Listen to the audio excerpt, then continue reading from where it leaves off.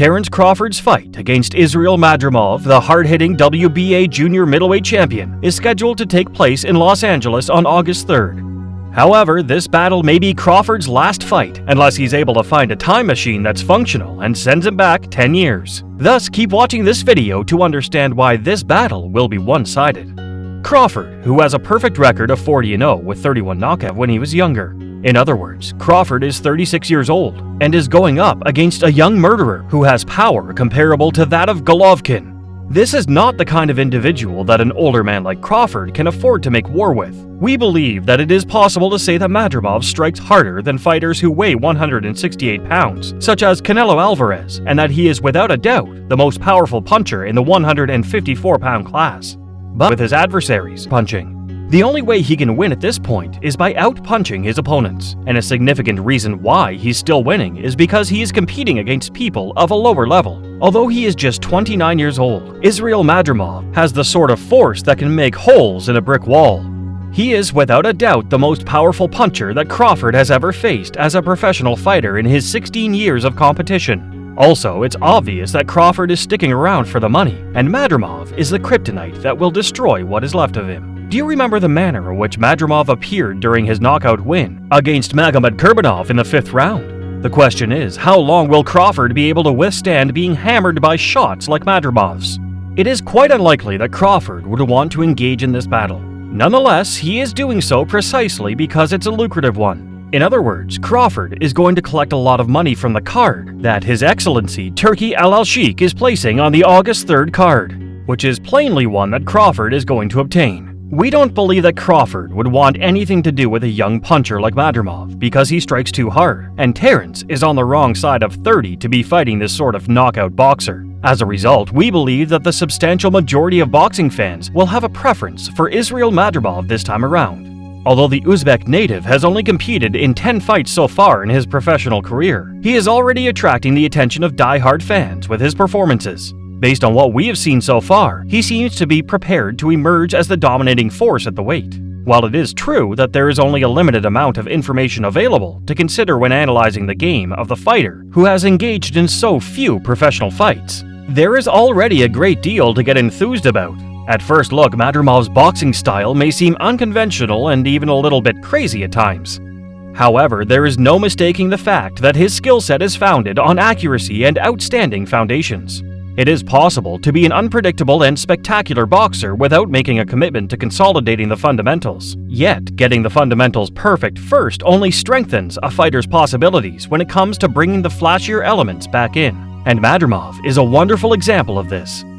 When you look at his footwork, you can tell that he is committed to working hard. Initial impressions of Madrimov tend to revolve around the extreme angles he makes as he steps towards and pivots around his opponents. We'll get to those talents later, but the core of his game rests in something much simpler: his stance, and the control it provides him over his movement. To begin, Madrimov often assumes a posture in which he is seated somewhat over his rear leg, with his center of balance located a considerable distance behind his lead foot. Meanwhile, he maintains an active front foot, which enables him to slide or bounce in with it in a very short amount of time. By ensuring that his front knee has a significant amount of give in it, more than many boxers who utilize a comparable back foot heavy stance, he is able to dart in and out, which means he can manage range in both directions and move in an unpredictable manner. The positioning of Madrimov's feet, body, and head as he moves is another area to which he pays a great deal of attention. He does this because he recognizes the benefits that this provides him, both defensively and in terms of identifying angles of attack. He is a fighter who is able to cover a significant amount of ground in a short amount of time, often with his hands held at a low level. In a battle like this, some hazards are inherent to the situation, but he mitigates a significant number of those risks by making sure to spend the least amount of time possible on his opponent's center line. Most of the time while he is outside, he is continually circling and making his opponent spin, and his approaches are often slanted to take him even farther away from their line of attack.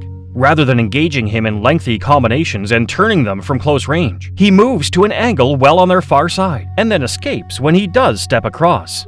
In addition, he has exceptional upper body mobility, which he makes use of in combination with slips and level shifts to position himself in a manner that allows him to attack an opponent without the opponent being able to hit him. In spite of the fact that Madrimov often does not attempt to tie an opponent up in the pocket, His attention to being defensively responsible is exceptional. He's able to dodge return fire from opponents by moving his head in a proactive manner before and after punching, when for him to turn. Due to the fact that Madrimov is particularly skilled at securely taking the outside angle on an opponent and converting them into a shot, he regularly generates scenarios like this one. That being said, opponents might ultimately begin to predict this and react appropriately due to the fact that he is highly determined to take the outside angle.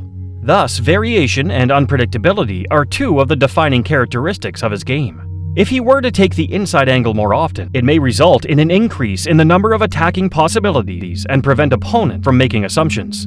Madrimov has said in the past that he is interested into his approach. You could also see that Madrimov has a pattern of turning his lead foot in quite sharply as he moves ahead. Occasionally, when he takes a short stride, this may go awry and leave him facing an opponent head-on.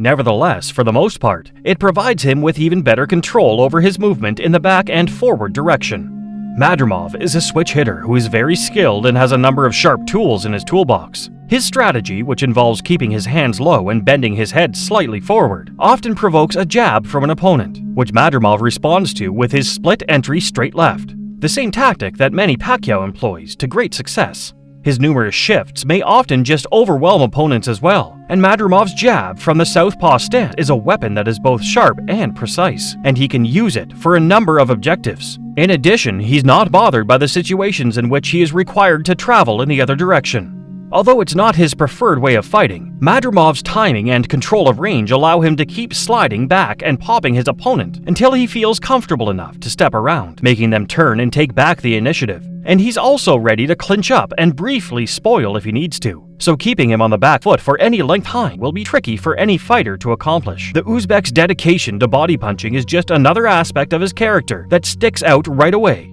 Jabs, lead right hands, lead left hands, hooks to the ribs, and anything else imaginable are all at his disposal. Through the use of throwaway punches, he's able to influence an opponent's guard and create openings. Additionally, by creating a threat to the body, Madrimov is able to make his entry more surprising while also progressively weakening down an opponent. On the other hand, when he has an opponent who is injured, he does not avoid striking them in the body. Please share your thoughts with us in the comment section below if you believe that Terence has a chance of triumphing against Israil and why. And that wraps things up. We appreciate you watching this video. Please hit the subscribe button, and we'll see you in the next one.